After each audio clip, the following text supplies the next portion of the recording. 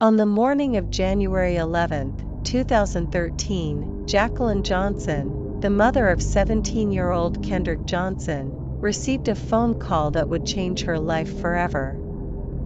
The voice on the other end was hesitant, shaky, but it said the words no mother ever wants to hear. "Your son was found inside the school gym, but he's no longer alive." Jacqueline froze where she stood. Her eyes widened in unbearable silence.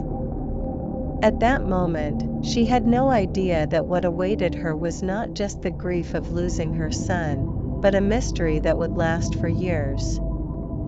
A mystery that would see files opened and closed, reports written and erased, and her son's death turned from a school accident into one of the most controversial and haunting cases in Georgia's history. What really happened inside that school? How could a healthy, athletic young man be found dead inside a rolled-up gym mat? And why did the official answers sound nothing like the truth? When Kendrick's body was discovered in the school gym, police were immediately called. Upon arrival, investigators were met with a disturbing scene: a large, upright wrestling mat, and inside it, the lifeless body of a teenage boy who seemed to have slipped in on his own. Near the body lay a yellow folder and another shoe that didn't belong to Kendrick, since he was still wearing his own sneakers. One officer also noticed blood stains on the nearby wall. The medical examiner from the Georgia Bureau of Investigation, GBI, was called in, and the official ruling came swiftly. Kendrick Johnson had died of positional asphyxia, meaning he got stuck upside down in the mat while trying to retrieve his shoe and suffocated. Case closed, at least officially. But inside the Johnson family's home, silence turned into disbelief. To them, it was impossible that their athletic, fearless, and happy son had simply fallen into a mat and died. His father later said, with grief heavy in his voice, "When we buried Kendrick, we thought we were burying our son, not half of him." Unconvinced, the family hired a private pathologist, Dr. Bill Anderson, to conduct a second autopsy. When he opened the body, what he found was horrifying. The brain, heart, lungs, liver, every internal organ was missing. Dr. Anderson stated, "There's an injury on the right side of the neck, consistent with a strong blow. This could not have been accidental." And as if that wasn't shocking enough, the body had been stuffed with old newspapers. Authorities claimed that the organs had decomposed due to natural processes and were discarded, while the funeral home allegedly used newspapers as fillers. But for the family, that was no explanation, it was an insult, and proof of a cover-up. Over the next few months, numerous theories began to surface. Some speculated that Kendrick had been attacked by two students, Brian and Brandon Bell, after an old altercation, though both brothers denied any involvement. Others believed the case was tampered with or deliberately covered up by authorities, pointing to missing evidence, late forensic calls, and procedural errors. When surveillance footage was reviewed, it only deepened the mystery. Some cameras worked, others stopped recording suddenly.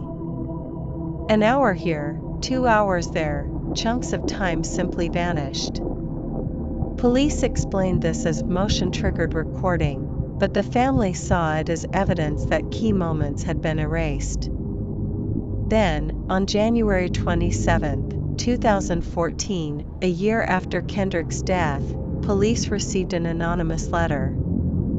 The writer claimed to know who killed Kendrick and even named several individuals involved. Shockingly, the letter was dismissed and never properly investigated. In June 2016, The U.S. Department of Justice announced it would not file criminal charges, citing insufficient evidence to prove foul play. And just like that, the case was officially ruled an accident once more. Years went by. The file went cold, no new evidence, no answers. Until March 2021, when growing public pressure led Lowndes County Sheriff Ashley Polk to reopen the investigation.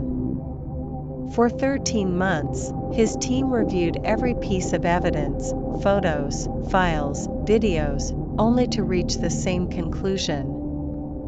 In January 2022, Sheriff Polk stated, "There is no evidence of murder, no evidence of a cover-up, and no evidence of conspiracy. What happened was a tragic, freak accident." He added that the case would not be reopened again unless new, definitive evidence emerged.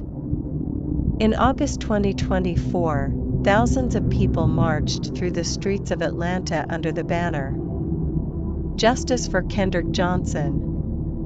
But despite their voices, the system remained silent. By September 2025, some sources hinted that the case might be reopened again due to new leads, but nothing has been confirmed. Years have passed. The files were closed, then opened again. Investigators changed, reports were rewritten. Yet one thing never changed: a mother and father's broken hearts. Every morning, Jacqueline Johnson still wakes up with the same hope. That someone will finally come forward. That the truth will finally be told. But the voices remain silent. The evidence scattered. And justice has yet to arrive. In the town of Valdosta, the name Kendrick Johnson is still whispered, softly, fearfully. As if everyone knows there's more to that story than the world was ever told. Maybe it was an accident. Maybe it was murder. But one thing is certain. A 17-year-old boy walked into his school one morning and never came home. And over a decade later, his parents are still asking the same unanswered question. What happened to Kendrick Johnson?